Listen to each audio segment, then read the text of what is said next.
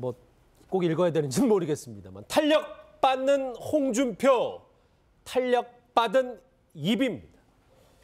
이 주말 사이에 부쩍 지지율에 탄력이 붙은 홍준표 후보가 덩달아서 이 막말 수위도 높아지고 있습니다. 오늘도 거침이 없었는데 제주도로 날아갔습니다. 목소리 들어보시죠.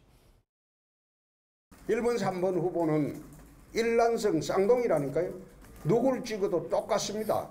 지금은 좌파가 3사람이 나왔습니다. 3대1 구도인데 그 구도에서 우리가 못 이기면 제주 앞바다에 들어가야죠. 내 상황이라고 했으니까. 이제 박쥐의 정치 인생도 이번이 끝입니다. 더 이상 여의도에서 요물처럼 그래 좀 안 해줬으면 합니다. 네, 허 교수님이 저 모습이 오늘 제주도 유세 현장 모습이었는데 잘 보셨는지 모르겠지만 넥타이를 그동안 바짝 매다가 다시 좀 풀러서 맸어요. 그만큼 또 말에 좀 수위도 높아지고 있는데 저희가 어떻게 분석을 해봐야 될까요? 그렇습니다. 넥타이를 좀 풀었다는 건 이제 자신감의 회복이다 이렇게 봐야죠. 이제 내 페이스대로 가겠다. 지지율이 오르고 있으니 뭐 걱정 없이 달린다 이런 이야기고요. 또 지지율이 오르는 만큼 말씀도 더 거칠어지는 것 같아요. 뭐 어제 오늘 뭐 계속 좀 거친 말씀들하고 욕설도 좀 많이 했어요. 근데 평소에 워낙 거친 말 욕설을 하시는 분이다 보니까 이분은 욕설을 해도 다 국민들이 예사로 생각하는 게 많아요. 평소에 많이 그렇게 거치게 하시니까. 근데 이제 뭐 일부에서는 뭐 지금 뭐 언론도 뭐 일부 없애버리겠다 집권을 하게 되면은 여론조사 기관들도 뭐 혼을 내주겠다 이런 정도의 말은 좀 너무 지나친 것이 아닌가. 그래서 이 대통령 후보로서의 뭐 아무리 표를 의식하고 지지세를 결집한다 하더라도 특히 뭐 언론 몇 개를 없애겠다 이런 것은 좀 지나친 표현이다. 그래서 일부에서는 뭐 이런 말씀도 있습니다. 뭐 이렇게 지나치게 막 나가시는 말씀은 거의 뭐 조선왕조의 어떤 폭군을 연상할 수준이 아닌가. 그래서 대선 후보 뭐 득표가 중요하긴 하지만 조금은 좀 자제하고 정제된 말씀을 써주시면 좋겠다. 특히 이제 김해 왕릉 유세에서 하신 말씀은 뭐 아주 그 지역의 경남도민들 일부를 아주 폄하하는 이야기를 하셨는데 그거는 이제 본인이 스스로 그때 후보를 되고 난 뒤에도 도지사 사퇴를 일주일 이상 늦추면서 도지사 보궐선거를 없애지 않았습니까? 거기에 대한 경남도민들의 어떤 그런 유권자로서의 그런 권리들이 박탈당하고 선거권, 비선거권이 박탈당한 데에 대한 강한 불만 표시했기 때문에 그건 본인이 사스당한 그런 면이 있긴 있습니다. 그런데 본인의 원인은 전혀 구분하지 않고 모든 걸 남에게 결과를 돌리는 저런 태도 때문에 알겠습니다. 예, 조금 걱정스러운 면이 있습니다. 황수연 앵커가 잘 봤네요. 지금 보니까 진짜로 저 넥타이가 이제 본인 템포를 다시 찾았나 모르겠는데 저 넥타이가 조금 이제 느슨해진 것과 마찬가지로 어제 오늘까지 또 막말이 있었는데 하나 더 들어보시겠습니다. 그러면 여론조사 기관은 내가 출마 선언할 때 8%였는데 얼마 전까지 계속 8%야. 이런 도둑들이 어딨나? 이런 내가 집권하면 이거 없애버린다고. 그리고 홍준표가 대통령이 되면 언론도 겁이 나죠.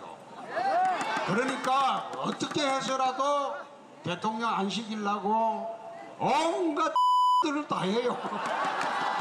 퇴임하는 날 앞에서 소금을 뿌리지 않나. 에라 이게 도둑들이 말이야. 대통령. 우리가 대선 후보들 이제 목소리를 들으면서 삐 처리는 진짜 웬만하면 안 하는데 야 홍준표 후보가 지금 몇 번 삐가 나왔는지 모르겠어요. 이현정 의원님. 네.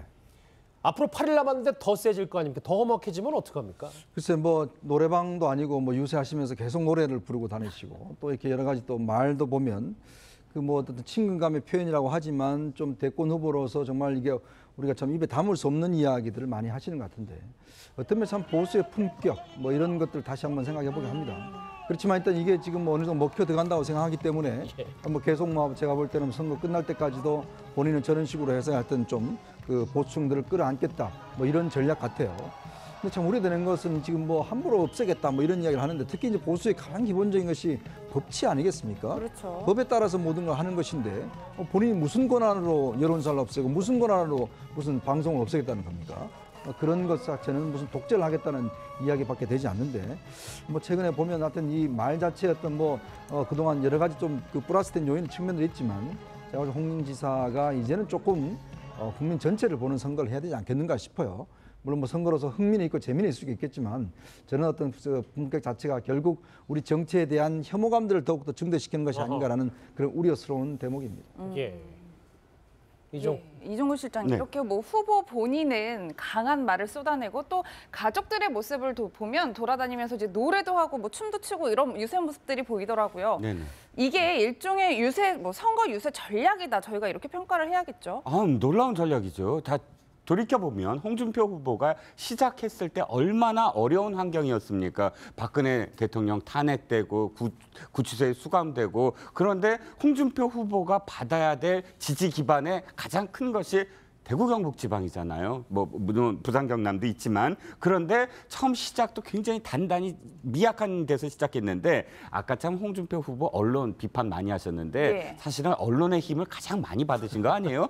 그 미미한 숫자에서 그렇게 막말을 했는데 언론 기자들이 다 받아주고 해서 그것이 노이즈 마케팅이 됐고 또 바이럴 마케팅은 또 노려서 점점 더 수위가 세지고 그러면서 사실은 그것과 그다음에 TV 잘 아시잖아요. 언론은 누구도 돕고 누구도 안 돕지가 않잖아요. 그렇죠. 그런데 그것을 어떤 의미에서는 언론은 가장 잘 이용할 줄 아는 후보 아니었어요? 이용했다. 그렇죠. 그리고 여론조사도 역시 마찬가지고 그래서 사실은 투트랙이죠. 아까 그 부인 말씀하셨지만 딴 후보들은 뭐 여러 어떤 다양한 전문가도 있고 또 뭐 그 의인의 어머니도 있고 하지만 홍준표 후보 제일 먼저 찬조 연설을 누구로 했습니까? 부인으로 했어요. 다분히 자신이 아까 그 어떤 마초 같고 막 그런 여성 폄하에 대한 어떤 이미지를 상쇄하고자 부인을 가장 적극적으로 좀 끌어들이는 후보 아니겠습니까? 아들 문제와 역시 마찬가지예요. 아들 끌어들여서 내가 가정 하나 이렇게 잘 지킨다. 아들이 나를 가장 존경하는 사람으로 얘기한다. 이렇게 얘기함으로써 자신은 막말을 하면서도 부인과 아들로 하여금 따뜻한 가정의 어떤 이미지, 가장의 이미지 이렇게 보완하면서 투트랙으로 가는 그런 전략이겠죠. 예. 그러니까 뭐 여기 계신 분들도 다 홍준표 후보가 뭐 토론회 끝나고 뭐 나는 졸려서 집에 먼저 가겠다 이런 건 시원한데 저런 험악한 말들은 좀 자제했으면 좋겠다는 거잖아요. 뭐 지역주의 조장 발언도 했었고 그동안 TK에 집중했던 홍준표 후보가 사실 가족들도 이 선거판 유세에 동참한 게 있습니다. 화면으로 만나보시죠. 곳에 가서 자 컨절 한번 하세요. 컨절 차렷 경례 절도 잘한다. 절도 잘한다. 감사합니다. 또 춤 한번 출까요? 왜냐하면은 국민을 향한 준표 사랑은 특급 사랑이에 강한 정부 주십시오. 대통령 홍준표 대통령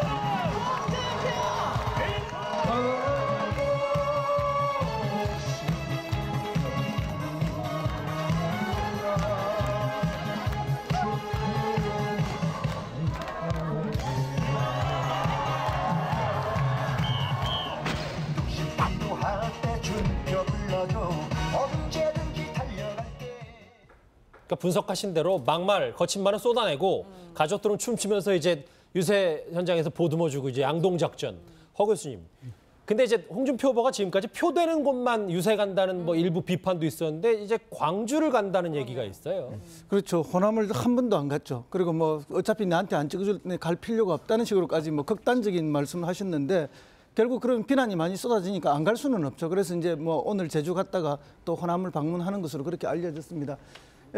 지금까지는 확실하게 표되는 곳, 지지세를 결집할 수 있는 곳만 다닌 게 사실입니다. 그래서 대구, 경북을 뭐 여러 번 반복해서 갔고, 그렇죠. 그다음에 이제 PK 갔고, 그다음에 경기 북부 지역을 순회했죠. 휴전선 적경지대죠. 그래서 워낙 보수세가 센 곳. 그래서 표를 일단 구심을 모을 수 있는 데 중심으로 해서 움직였고, 이제 어느 정도 구심이 모였다, 확실하다, 이래 판단이 됐기 때문에 이제 외연으로 확대하는 그런 전략을 구사하고 있는 것이 아닌가. 그래서 이제 본인이 늘 이야기했던 천하 삼분지계. 박근혜 대통령이 받았던 표의 80%만 나한테 달라. 그러면 이번 대선에서 2등이 아니라 1등도 할 수 있다. 그래서 지금까지 왔던 그런 세대 구도라든지 정책 대결의 그 초반 선거 분위기를 완전히 뒤집어서 이제는 이념 구도, 지역 구도를 확실하게 만들어가고 있다 그렇게 보여집니다. 예, 박 변호사님 네. 이렇게 뭐 홍준표 후보가 뭐 거친 말을 쏟아내니까 문재인 캠프 측에서도 가만히 있지 않았어요. 뭐 사퇴해야 된다 이런 취지 얘기도 했더라고요. 이제껏 애써 외면도 아니고 크게 대세하고는 상관이 없다고만 판단한 것 같아요. 대지 그 관련해서 그때 한번 발언했는데 그 이후에 지금 처음으로 지금 아마 공격을 좀 하는 것 같습니다. 지금 문재인 캠프에서는 국민의 얼굴을 먹칠할 불량 후보다 이렇게 하고 또 여론조사 업체에 협박하고 이런 것들은 정말 안 된다라고 얘기를 하는데 그만큼 홍준표 후보의 어떤 상승세가 조금 많이 온 게 아니냐라고 문재인 후보 측에서는 판단한 것으로 보이고요.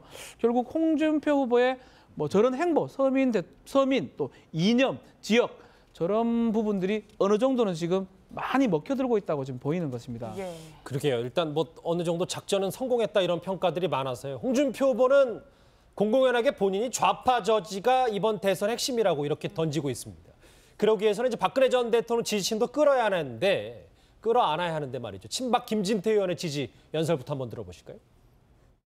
이 김진태가 우리 당에 남아서 홍준표 후보를 지지하는 한 이미 사실상 보수의 단일화는 된 거 아닙니까, 여러분? 우리 조원진 후보 정말 저하고 형제처럼 지냈던 사람 고생도 많이 하는데 참으로 안타깝습니다. 바른정당이 보수입니까, 여러분? 단일화 협상을 하든 통합을 하든 사람하고 해야지 사람도 안 되는 이런 존재들하고 무슨 협상을 한단 말입니까? 안 그렇습니까, 여러분?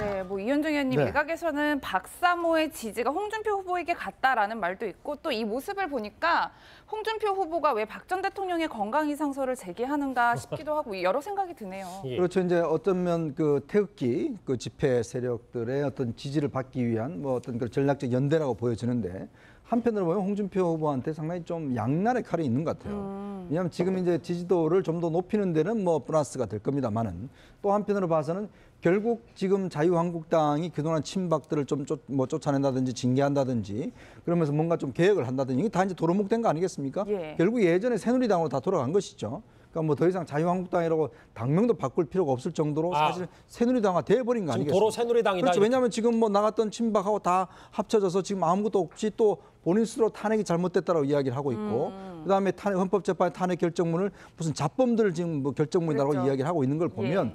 결국 이제 원점으로 다 돌아간 것이죠. 근데 과연 이제 친박들이 홍준표 후보를 좀 마음속으로 지지할 것인지 아니면 이 선거 이후에 과연 그러면 홍준표 후보를 정말 뭐 어떤 당의 리더로서 인정할 것인지 그건 또 다른 문제거든요. 결국 뭐냐면 지금 친박은 결국 홍준표라는 인물의 뒤에서 뭔가 조직력을 가지고 이제 밀어주는 것이지만 나중에 대해서는 또 한편으로 보면 홍준표 후보도 그게 떠있는 즉 친박 위에 떠있는 후보일 수밖에 없다. 왜냐? 홍준표 후보는 세력이 없습니다. 당내 아무런 자기 좌파 국회의원도 한 명도 없어요. 이제 그렇다고 본다면 결국 아무 세력이 없는 홍준표 후보와 그다음에 세력을 다 가지고 있는 친박과 지금 현재 전략적 연대지만 결국 선거 끝나고 나면 친박이 가만히 있겠냐는 것이거든요. 그러면서 볼 때는 홍준표 후보한테는 어떤 면에서 보면 양날의 칼이다. 저는 이렇게 생각이 듭니다. 도로 새누리당이라는 분석이 좀 흥미로운데 허 교수님 이게 박 전 대통령 탄핵을 반대했던 여론조사가 20%면 홍준표 후보는 고스란히 20%를 가져야 되는데 그렇지는 않단 말이에요. 이건 어떻게 봐야 됩니까? 지금은 사실상 뭐 오늘 내일 여론조사하면 20%가 이미 나왔을 거라고 저는 봅니다. 그렇기 때문에 뭐 박근혜 대통령의 탄핵을 반대했던 거는 그분들은 이미 다 결집이 됐다고 저는 그걸 확신합니다. 여론조사상으로. 여론조사는 아직 공표가 확실히 안 되기 때문에 조금 조심해야 돼요. 일부에서 뭐 그런 수준까지 나오고 있고 그리고 이제 오늘 내일 사이에 나오는 것은 뭐 그 정도를 오히려 돌파할 가능성이 충분히 있다 이렇게 보고요. 다만 이제 홍준표 후보가 자기가 이제 선거 전략상 약간 미스를 했던 게 있어요. 지사를 좀 늦게 사퇴하면서 일주일 정도 선거 운동이 좀 딜레이 됐고 그랬죠. 그다음에 대지 흥분제 발언 때문에 또 이게 한 일주일 정도 자기가 발목이 잡힌 게 있었습니다. 안 그랬으면 벌써 20% 돌파하고 그 추가를 갔을 텐데 이제 이번 주 초반에 20%대는 돌파될 것이다 이렇게 보고요. 본인이 그 이야기를 했습니다. 5월 9일까지는 내가 대장이다. 그래서 5월 9일 투표하는 날까지는 어쨌든 이 당 전체를 내 페이스대로 끌고 간다. 그런 그 페이스대로 열심히 잘하고 있다 봅니다. 그런데 이제 5월 9일 이후에는 과연 어떻게 될 것인가 그건 누구도 예측할 수 없는데 친박들에 의해서 팽당할 것인가 아니면은 뭐 도로 새누리당의 당의 얼굴이 돼서 보수의 이제 그 상속자가 돼서 이후에 보수를 이끌고 가는 지도자가 될 것인가, 그것은 이제 별개의 문제라고 봅니다. 어쨌든 결국은 그 이념 대결, 지역 대결을 더 강조하고 또 막말을 함으로써 보수를 결집시켜내는데 속도를 높여가는 그런 구도를 끊임없이 해 나간다, 이렇게 보고 있습니다. 허 교수님은 보수 결집은 시간 문제다 뭐 이렇게 보시죠. 이미 뭐 영남 보수는 거의 다 결집했다고 저는 보고 있습니다. 어허.